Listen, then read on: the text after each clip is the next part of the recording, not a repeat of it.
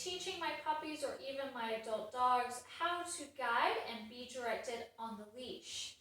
When it comes to the leash, I just can't clip the leash to my dog and expect them to understand when we first start them guiding on a collar. So I want to take the time to teach them how to understand, and this way we don't have confusion. I don't have puppy tantrums where my dogs are pancaking or sitting and refusing not to move, or even dogs who get frustrated and bite at the leash. So doing this is going to help avoid any of those things from happening as we start teaching our puppy to walk on the leash or your adult dog. So I'm going to walk through the process step by step. So when I first clip the leash on and I start to teach this, I'm going to go ahead and add slight leash pressure. Now, the moment the dog or the puppy comes towards the leash pressure, I'm going to release that pressure, and then I'm going to reward them with food. And this way, hey, like there's nothing wrong with the leash.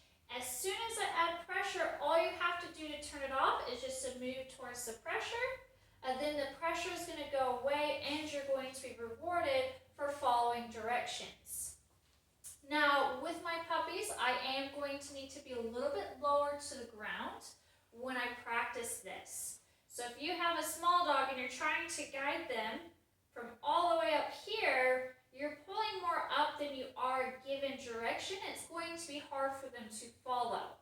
So make sure that when you do this, we come out parallel to the dog's neck and then guide them.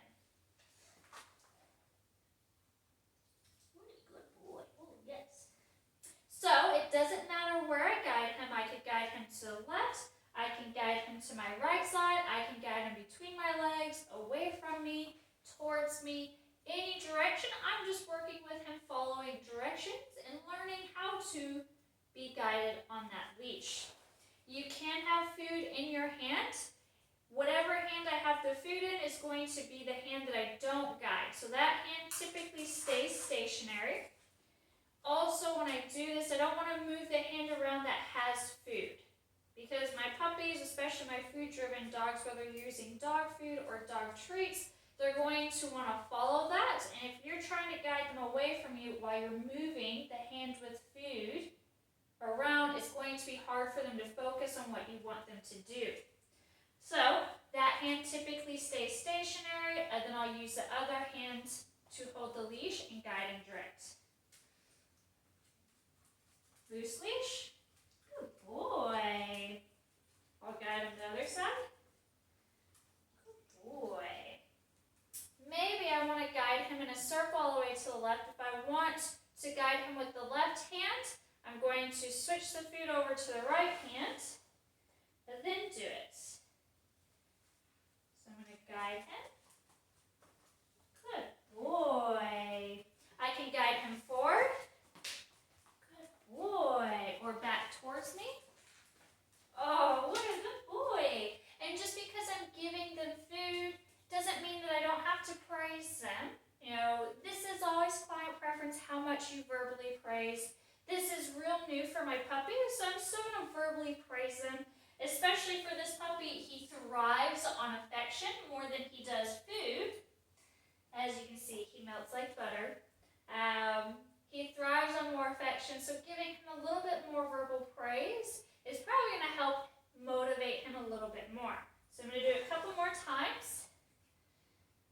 This time I'm going to be creative. I'm going to pull it between my legs, so let me switch hands with my food. Good boy.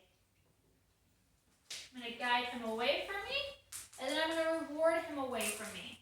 If first I guide him away, I don't want to have him come back to me for the reward, or else in the future when you try to guide your puppy away, they're going to take 2 steps away and try to come back for the reward.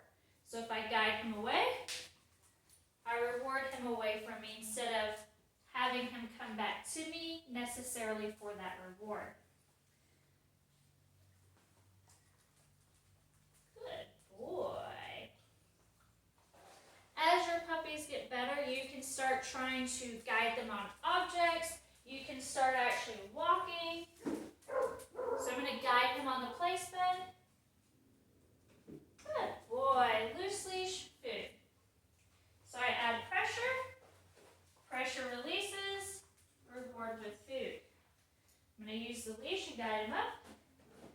Loose leash.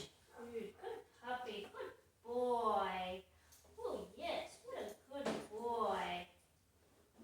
So, this is the basics on how I start introducing the leash with my puppies and my dogs. When you practice this, make sure to generalize the location, so don't just practice inside the house and then get frustrated when you try to take your dog for a walk outside of the house. I practice this inside the house, I practice it in the backyard, I practice it in the front yard, and then I do the same thing every time I take them out to a new location.